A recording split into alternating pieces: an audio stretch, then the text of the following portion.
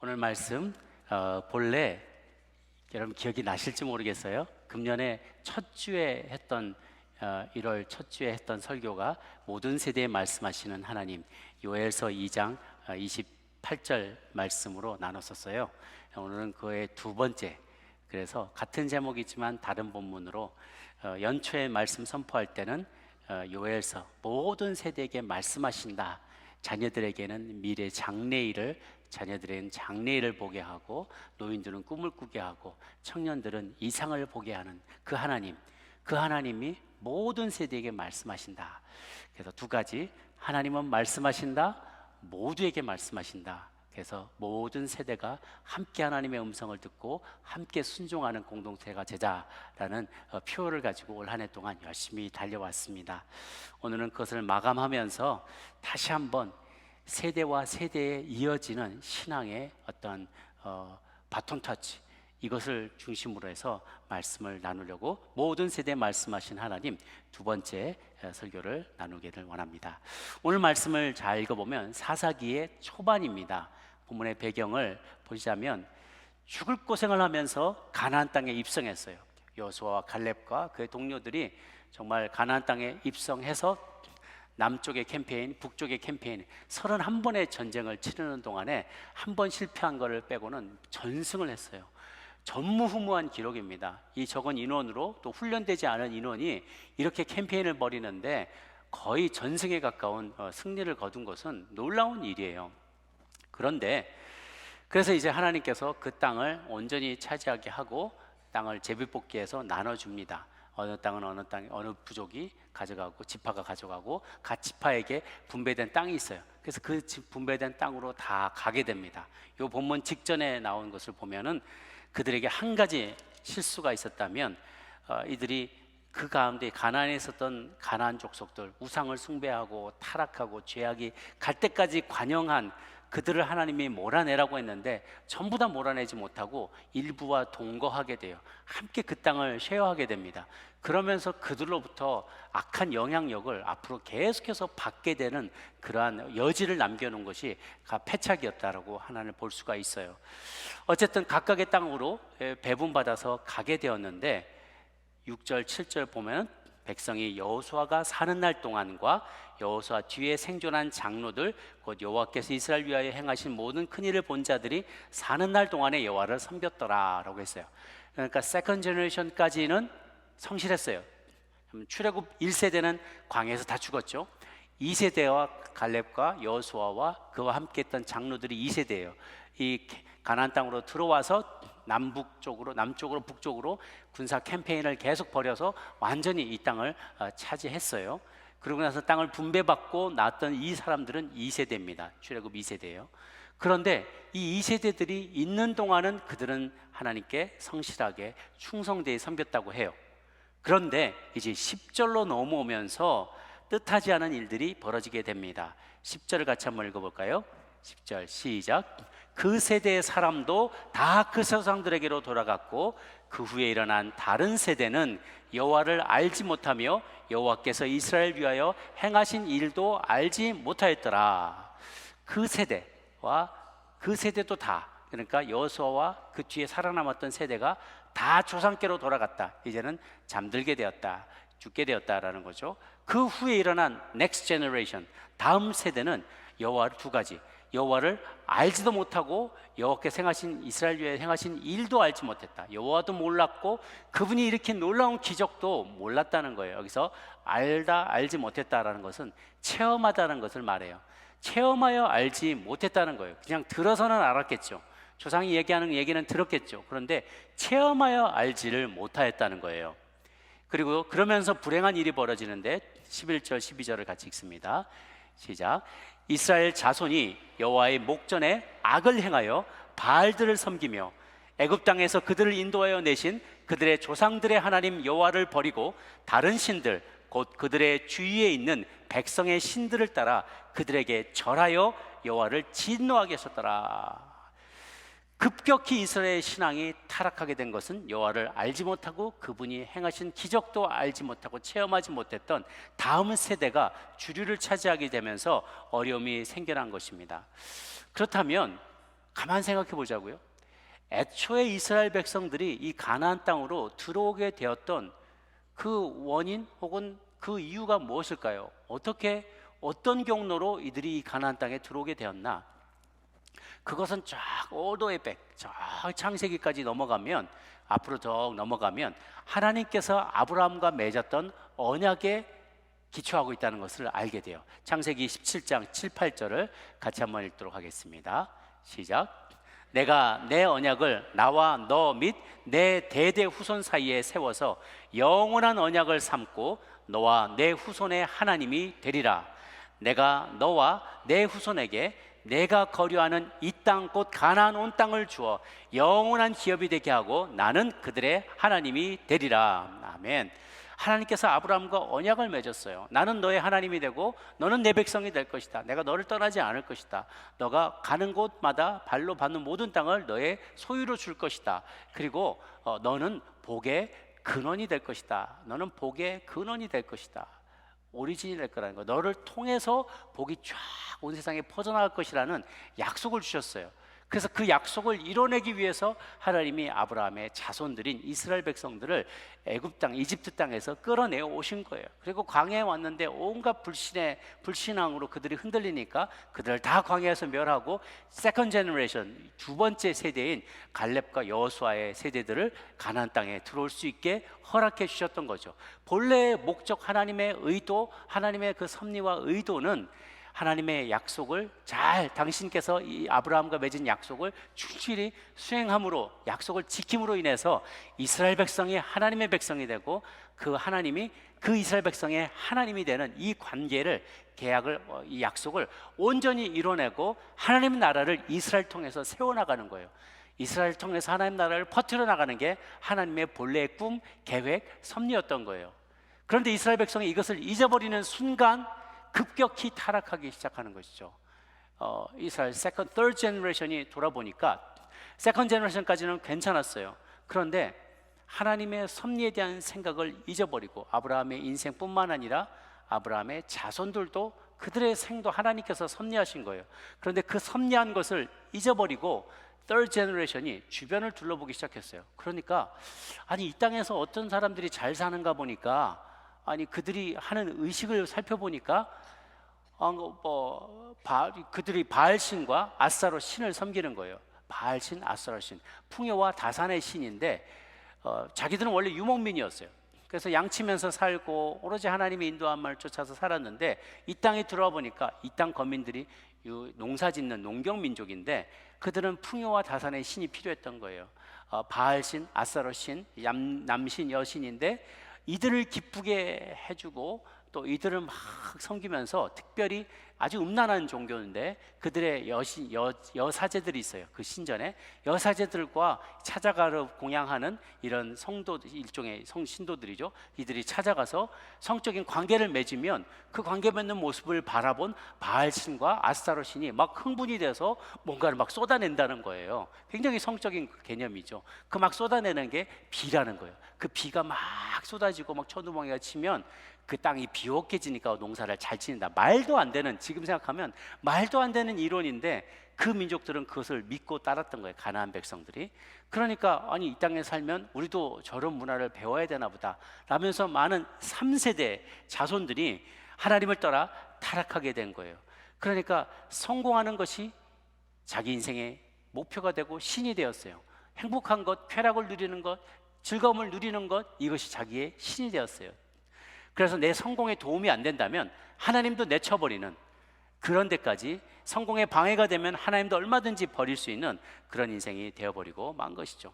하나님의 꿈, 하나님의 비전, 하나님의 섭리와 계획을 다 잊어버렸기 때문에 이런 비참한 결과를 맞게 된 것이고요. 사사기 이후에 보면 여기 2장 오늘 본문에 넘어가지만 14절에 보면 여호와께서 이스라엘에게 진노하사 노략하는 자의 손에 넘겨주사 그들이 노략을 당하게 하시매 또 주위에는 모든 대적의 손에 팔아넘기심에 그들이 다시는 대적을 당해내지 못하더라. 대적에 대해서 이기지를 못하게 되고 속족들이 계속 식민 통치를 받는 거예요. 그래서 사사가 나와서 구원해주면 또 타락하고 또 이방인이 쳐들어오고 식민 지배를 받고, 사사가 나와서 또 간신히 구원하고, 이런 일들이 사사기 전체 내내 반복이 되는 거죠.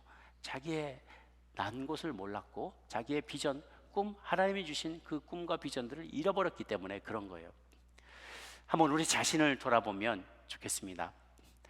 이곳에 처음 건너오신 우리 이민 1세대 First Generation, 출애굽해서 어찌 보면 출애굽한 것처럼 뭐 한국이 이집트는 아니지만, 그러나 어떤 한 곳에서 또 다른 곳으로 넘어올 때 여러분 가운데 믿음이 이미 있으셨던 분들 있다면, 하나님 기도하시면서 하나님의 인도하심을 쫓아서 이 땅에서 새로운 삶, 또 더 나은 삶, 또 자녀들을 위한 더 나은 미래를 꿈꾸며 이 땅에 오신 분들도 계실 거예요.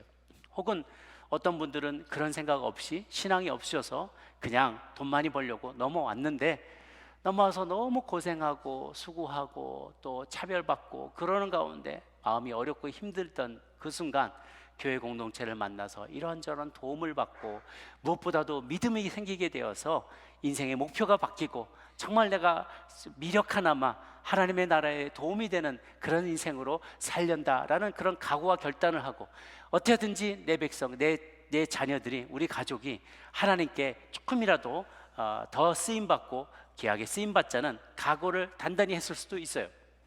그런데 세월이 흐르는 동안에 우리의 삶이 안정되기 시작하면 점점 부와 명예와 권력이 우리 안에 찾아오게 되고, 그것을 누리는 것이 너무너무 즐겁고 재미있고, 그것이 어쩌다 보면 나의 신이 되어버리는 사람들도 있을 수 있을 겁니다. 또 그렇지 않고 어쨌든지 나는 1세대라서 믿음을 잘 지켰는데, 잘 지켰는지 모르지만 이 땅에서 나고 자란 2세, 3세들 자녀들이 내가 경험한 하나님을 알지 못하고, 하나님이 놀라운 기적을 베푸시는 것도 경험해보지 못한 2세대, 3세대들은 부와 명예와 성공을 자기 신으로 섬기기 시작하는 경우가 있을 거예요.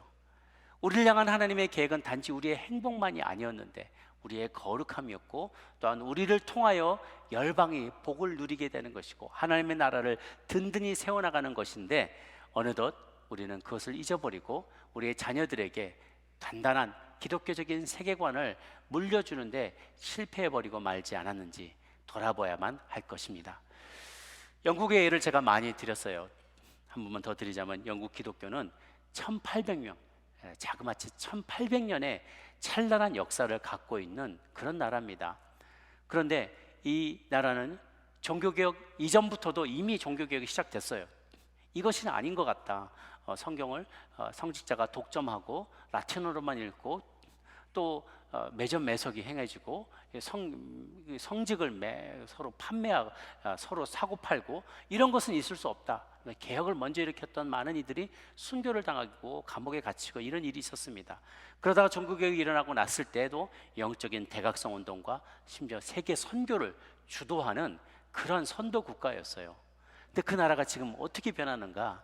매년 약 한 30만 명의 이민자들을 유입이 되는데, 브렉시트 이후로 동유럽이나 이런 데서 오는 사람들은 하나도 없고 전부 다 동남아시아, 중동, 아프리카에서 오는데요. 특히 영국이 대영 제국이 있을 때 식민 지배를 했던 나라들에서 유학 온 사람들, 거기서 친척들 뭐 계속 끈을 이어서 들어오는 많은 이들이 유입이 됐는데, 대부분 인도, 파키스탄, 아프리카의 무슬림이나 힌두교도들이 대부분이라고 해요.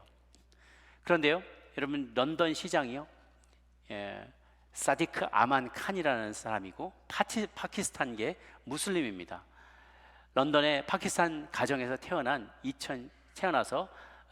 칸은 2016년 5월에 치러진 런던의 그 시장 선거에서 보수당 보리스 존슨의 시장을 이어서 차기 런던 시장으로 당선이 됐어요. 서구권을 대표하는 수도의 시장직까지 오른 최초의 무슬림이 되었습니다. 뿐만 아니고 영국 총리로 지금 통치하고 있는 리시 수낙은 독실한 힌두교 신자입니다. 소고기는 입에도 대지 않는다고 합니다. 인도 출신의 아주 엘리트인데, 엘리트 교육을 받고 자라났지만 문화는 인도 쪽에 더 가깝대요. 자기의 종교는 자랑스러운 자기는 힌두교의 아들이라고, 힌두교인이라고 얘기를 합니다. 그래서 대부분 공직자들이 선언을 할 때 성경에 손을 얹고 선언을 하는데, 이 사람은 선언을 할 때 힌두교 경전인 바가바드 기타에 손을 얹고 선서를 했어요. 영국의 주요 교단도 그렇고 교회들이 점점 다 쇠락해 가고 있습니다. 런던은 공동화되고 거의 다 무슬림의 도시라고 일컬어져요.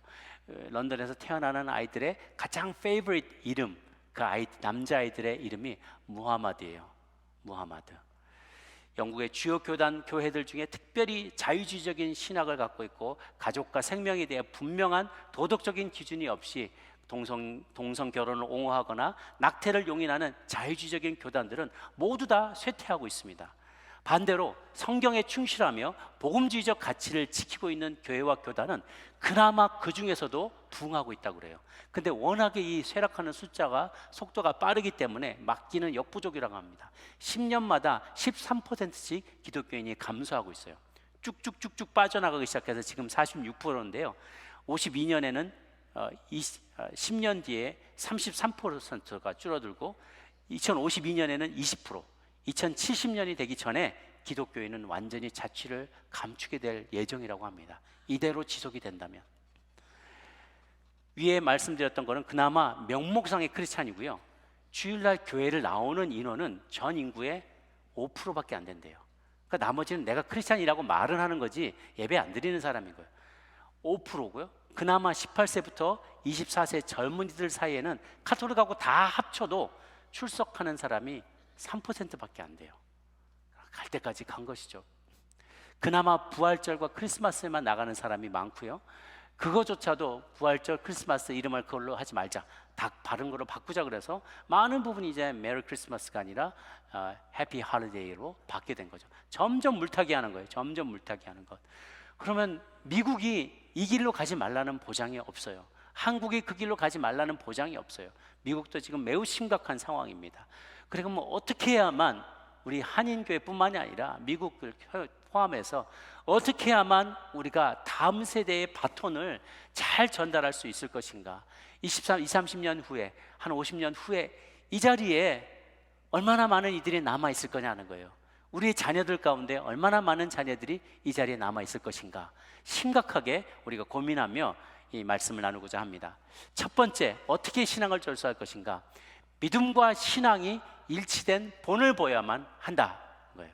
우리가 먼저 믿는 우리가 믿음과 신앙이 일치된 본을 보여야만 한다는 거죠.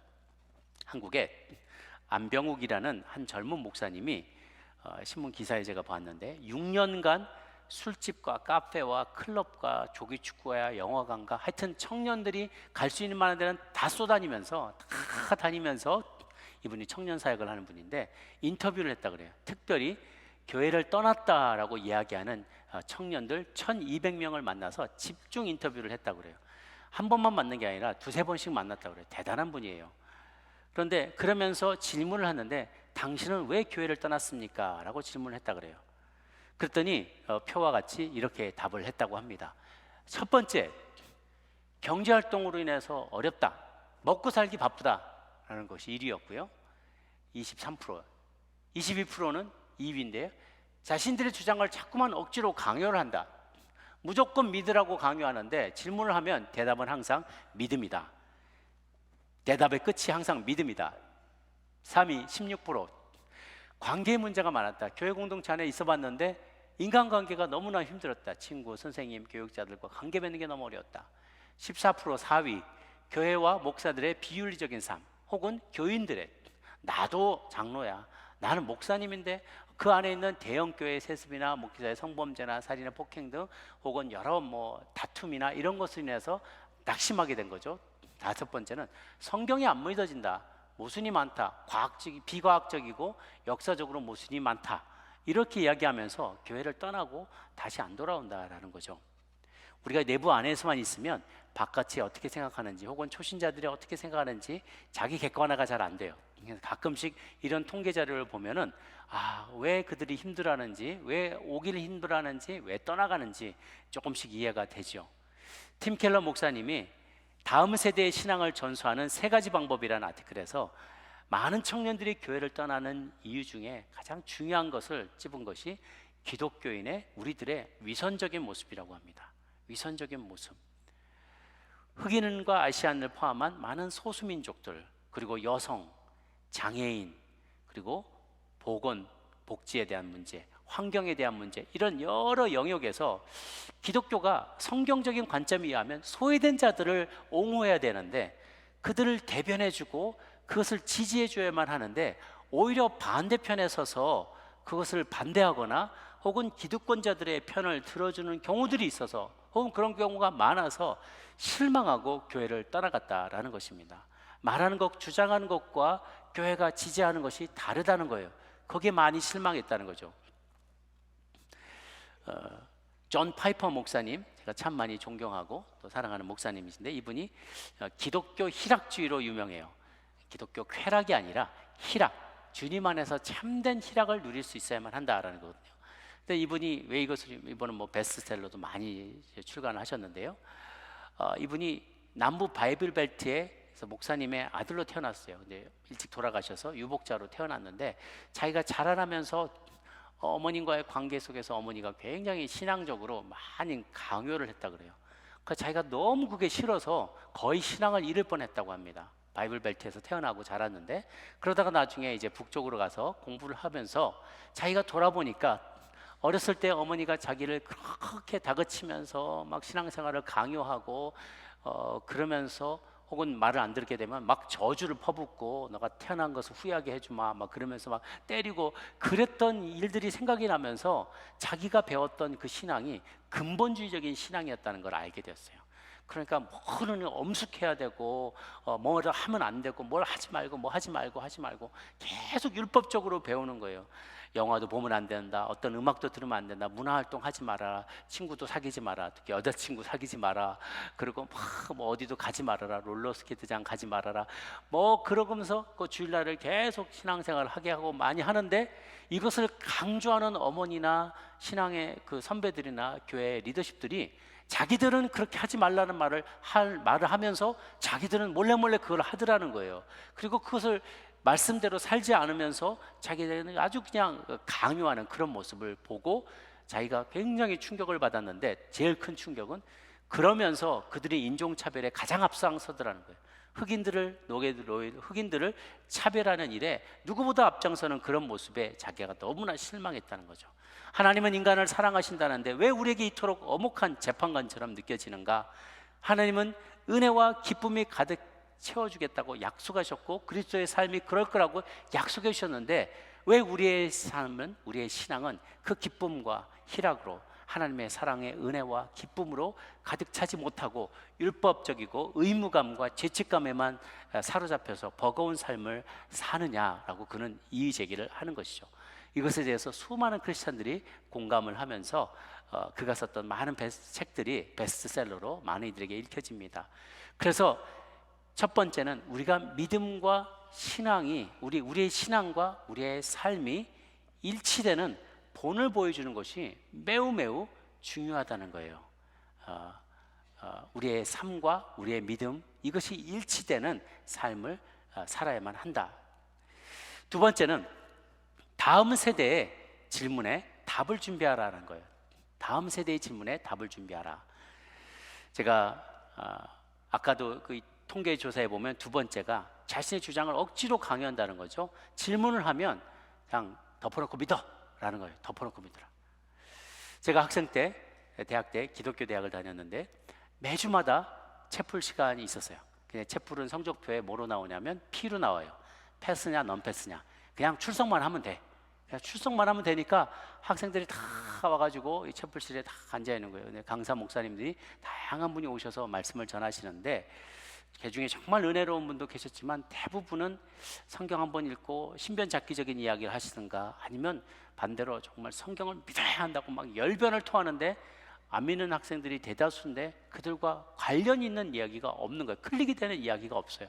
다 믿는 사람들의 전문 용어로 가득 차 있어서 아이들을 다 그냥 꼭 자는 애들이 많은 거예요. 꼭 그거 보고 있으면, 이렇게 보면 꼭 예비군 훈련장에 와 있는 것 같아요. 예비군 훈련장에서 정신교육 받고 그러면 다 그렇거든요. 비디오 보면서 다 자요.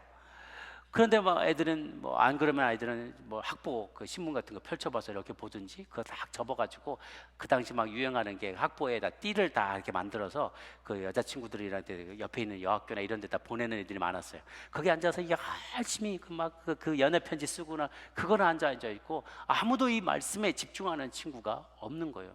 근데 그때 상황이 어떠냐면 막 바깥에서는 막 도시마다 막 체류탄이 터지고 학교에는 전경이 난입하고 학생에 관한 숙대밭으로 만들어지고 막 그러는데 교수님이나 목사님이나 이 예배의 자리에서 이 현상에 대해서 설명해 주는 분이 아무도 없었다는 거예요. 그것에 대해서 궁금한 것들을 설명해 주는 이들이 없었어요. 제가 그때 어떤 선교단체에서 훈련을 받고 있었는데 궁금해서 제 목자에게 여쭤봤어요. 왜 이런 일들이 나냐? 세상이 왜 이러냐? 우리가 뭘 해야 되느냐? 앞으로의 전망은 어떨 것 같으냐? 이거에 대해 성경은 뭐라고 했냐? 형제님, 그런 거 신경 끊으세요. 그건 마귀 짓이에요. 그래서 제가 얼마나 화가 나고 절망스러웠는지 그 길로 그 선교단체를 뛰쳐나왔던 그런 기억이 있습니다. 젊은 이들에게, 그때 당시 젊었던 저에게, 혹은 지금의 많은 젊은이들도 내가 살아가는 현실의 삶을 설명해 주지 못하고 피안의 세계만 강조하는 종교는 조금도 매력이 없어요. 그들의 궁금증은 해결되지 않기 때문이죠. 또 나아가서 이미 기득권을 가지고 있는 이들 편에만 서는 것처럼 보여지는 기독교 혹은 종교는 예수님의 가르침과도 너무도 동떨어지는 거죠. 그래서 저는 내가 예수님은 존경하지만 기독교는 믿지 않겠다고 말했던 간디의 말이 그 당시에 참 마음에 공감이 됐었어요. 우리가 놓치고 있는 것은 이것이에요. 왜 우리가 성적인 순결을 지켜야만 하는지 가르쳐줘야 된다는 말이죠. 답이 있어야 된다는 거예요. 왜 진화론이 잘못됐고 창조론이 진리인지 설득력 있게 설명해 줘야 되는 거죠. 태아를 포함한 모든 생명이 왜 소중한지를 알려줘야만 해요. 남성과 한 사람의 남자와 여자로 이루어진 이 가정이 얼마나 소중한지를, 그 가정의 가치를 알려줘야만 해요. 왜 사람은 인종과 피부색으로 차별하면 안 되는지를 아이들한테 가르쳐줘야 되고, 청년들에게, 다음 세대에게 가르쳐줄 말이 있어야 돼요. 질문하면 답할 말들이 있어야 되는 거죠. 그러니까 덮어놓고 믿지 말라는 거예요. 덮어놓고 믿지 말고 펼쳐놓고 믿으라는 거예요. 펼쳐놓고 어디서 어떤 문제에 대한 어떻게 하나님이 답하고 있는지를 답해 줄 수 있어야만 하죠. 그러니까 믿고 구원받은 게 끝이 아니라는 거예요. 믿고 구원받은 삶은 신자로서의 기본이고요, 그거를 넘어서서 내가 무엇을 믿는지, 이 믿음이 이 땅과 이 세상을 어떻게 변화시켜 나갈 수 있는지 내가 알고 다음 세대에게 설명해 줄 수 있으려면 노력해야만 한다는 거예요. 계속해서 묵상해야 된다는 거죠. 계속해서 공부해야만 해요. 그리고 하나님의 말씀과 그 계시가 무엇인지 깊이 묵상하면서 지혜를 얻고 우리 다음 세대에게 전달해 줄 수 있어야만 하는 것입니다. 이 많은 질문에, 가치관에 대한 많은 질문을 덮어놓고 믿지 않고 이해할 수 있는 언어로 전달하도록 다음 세대의 질문에 답을 준비하시기를 바랍니다. 세 번째는요, 우리의 시간과 재정과 마음을 투자하고 또 공감해 주자라는 거예요. 어떤 목사님이 고등학생 딸이 있어서 여러 가지 말로 교훈을 했다고 합니다. 너 이렇게 살지 말고 저렇게 살아야 되고, 성경은 이렇게 얘기하고, 이런 유혹에 빠지지 말고 그래야 잘 살아야지 내 딸이지 하고 딱 설명을 했더니 딸이 어느 날, 전에는 그러지 않다가 시간이 지나면서 얘가 표정이 조금씩 바뀌더니 어느 날 아빠가 이런 얘기를 하니까 딱 한마디 하는데 그 한마디 때문에 다음 말을 잊어버렸대요. 아버지가 뭐라고 하니까 딸이, 아빠, 세상이 달라졌어요. 세상이 달라졌는데 아빠는 왜 그걸 모르냐는 거예요. 그러면서 내 친구들 다 그렇게 살아요. 어쩌라고. 그래.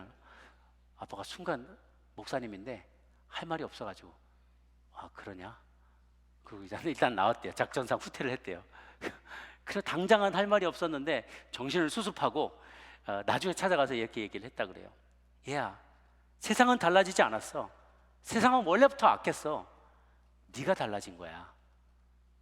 너가 하나님이 선하게 창조해 놨는데, 선하게 창조된 하나님의 피조물이었는데 세상이 원래부터 악해서, 세상은. 근데 그 악한 세상 가운데 살면서 네가 변한 거야. 세상이 악해졌다고 너까지 악해져서는 안 돼 라고 얘기를 해줬다는 것이죠. 정말 세상은 달라졌고 계속 달라져 가고 있고 앞으로는 더 악해질 것입니다. 이 세상에 추구하는 것은 무엇인가? 엄밀하게 말하면 하나님께서 넘겨주신 이 세상, 이 권세를 세상의 사단에게 넘겨줬는데, 이 넘겨받은 이 권세를 가지고 사단이 무엇을 추구하는가? 사람들의 가치관을 바꿔놓으려고 한다는 거예요. 완전히 바꿔놓으려고 온갖 수단과 방법을 동원하면서 이것을 노력을 해요.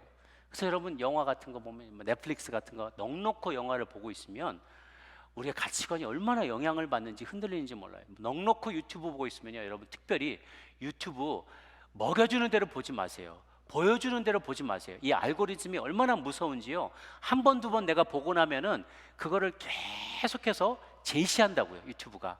그거는 뭐 어떤 영상, 어떤 문화도 마찬가지고 정치적인 견해도 마찬가지고요.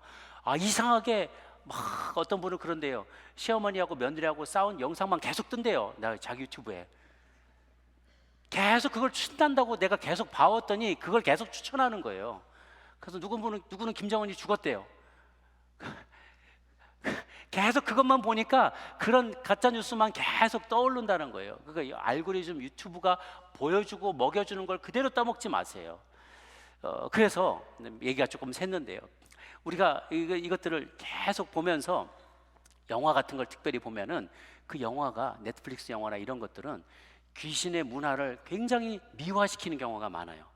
혹은 폭력을 굉장히 정당화시킵니다. 아주 악한 사람의 모습을 보여주면서 아니 이렇게 악한 사람은 두들겨 맞아도 괜찮아 그러면서 그 사람을 잔인하게 죽여요. 근데 그걸 정의가 실현된 것처럼 막 포장을 합니다. 그럼 이제 우리는 웬만한 폭력에는 무덤덤해지게 되는 거예요. 폭력을 다반사로 생각하고 나도 이 사람이 악하면 이 정도는 내가 이렇게 폭력을 행사해도 돼 라고 이것을 당연하게 생각하게 됩니다.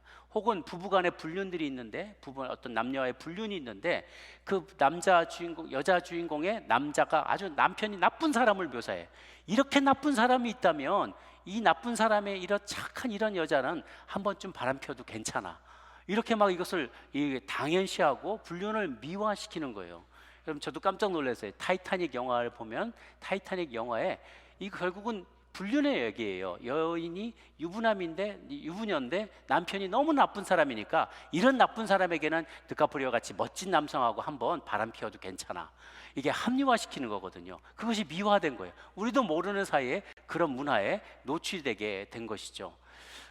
이 땅의 문화를 이해하고 그들의 악한 전략을 파헤치고 바른 세계관과 가치관을 다음 세대에 심어주기 위해서는 많은 노력이 필요해요. 시간이 필요하고 우리 시간을 내야만 합니다. 재정이 필요하고 또 우리의 마음을 쏟아 부어야지만 해요. 자녀들이 신앙에 대해서 가장 큰 영향을 받은 존재가 누구인가라는 통계가 나오는데요. 이번에 저희가 목회자들이 서로 세미나를 했는데 거든 어떤 자료를 제가 접하게 된 게 있어요. 자료마다 조금씩 다른데 청소년들한테 물어봤을 때 당신의 신앙에 가장 큰 영향을 준 사람은 누구입니까? 라고 대답을 하는데 한번 표를 보시면 1위는 부동의 1위가 어머니예요. 2위가 아버지예요. 부모 모두가 개신교인일 때. 3위가 교회 목회자고요. 교회 친구 선후배는 8%밖에 안 돼요. 어떤 통계에 의하면 이게 더 큽니다. 어머니가 50%까지 올라가는 데가 있어요. 아버지가 그 다음 뒤를 잇고 그 다음에 교회 목회자나 친구들이 있어요. 그러니까 교회에만 맡겨놔서는 안 된다는 거예요. 가장 큰 신앙이 형성되는 그 소스가 누구에 의해서 형성이 되느냐? 어머니에 대해서 형성이 된다는 거예요. 아버님이라고 방심하시면 안 됩니다. 어머니가 그 역할을 못하면 아버지가 그 역할을 해야 돼요. 그런데 부모 모두가 믿는 자가 아닐 때는 어쩔 수 없으니까 학교 친구나 선후배 중에 신앙이 있는 사람의 혹은 교회 목회자를 혹시 만나게 된다든가 교회에 다니는 친구나 선후배가 그 다음에 교회 학교 교사가 차례로 영향을 미치게 된다는 것이죠. 그래서 또한 우리가 많은 재정을 들여서도 교회 학교에 환경을 개선하도록 애를 써야 돼요. 그런데 무엇보다도 중요한 것은 교회 학교의 리더들, 사람을 세우는 거예요. 사람들에게 투자하는 것이죠.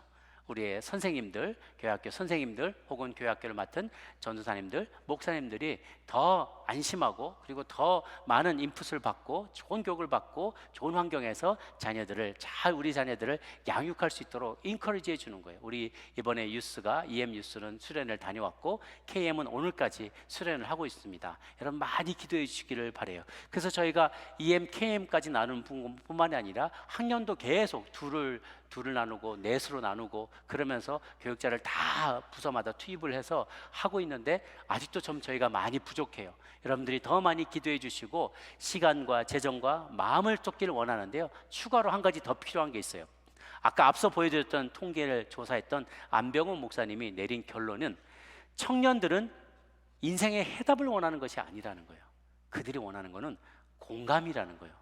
들어주고 공감해주고 격려해주고 위로해주기를 원한다는 거죠. 기독교만 옳으니까 그냥 닥치고 믿어라는 답하는 게 아니라 답을 제시해 주는 것이 아니라 자신의 상황과 고민을 함께 나누고 소통해주고 공감해주기를 원한다는 것입니다.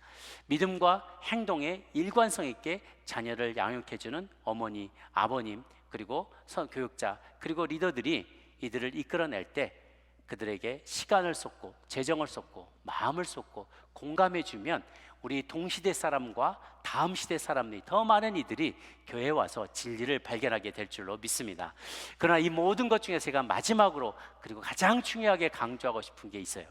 그것은 무엇인가 하면 다음 세대에게 혹은 젊은이들의 혹은 믿음의 초보자들에게 가장 강조하고 싶은 것은 자신이 믿고 있는 이 진리가 이것이 정말 진리인지 체험할 수 있는, 믿음을 체험할 수 있는 기회를 제공해 줘야만 한다는 거예요. 혹은 그런 기회를 여러분이 잡으시기를 바라요. 이들이 자신이 깨달은 진리를 살성해서 체험할 수 있는 기회가 꼭 필요한 이유는요, 점점점 우리 세대가 개인주의화되고 가고 있어요. I, my, me, myself. 항상 나, 내 것, 나 자신, 내가 중요한 것, 나의 것, 내가 중요해요. 나의 시간, 나의 물질, 내 인생, 이거 내 인생이야. 계속 주장하면서, 미국은 자유와 독립의 나라잖아요. 전 세계 모든 국가를 통틀어서요, 이 개인주의 수치가 탑이에요. 전 세계 탑이에요. 그만큼 개인주의가 팽배해 있고요, 개인주의가 아주 극단을 치닫고 있습니다. 우리의 다음 세대 젊은이들은, 청년들도 그렇고요, 다음 세대들은 개인이 중심되는 삶을 살기 때문에 공동체를 맛보지 못했어요. 가족 공동체에서 떠나면서 가족과도 빠이빠이예요.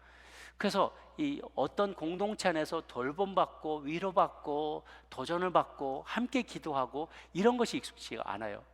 그래서 그들이 어디서 위로를 받느냐? 돈 주고 친구를 산대요.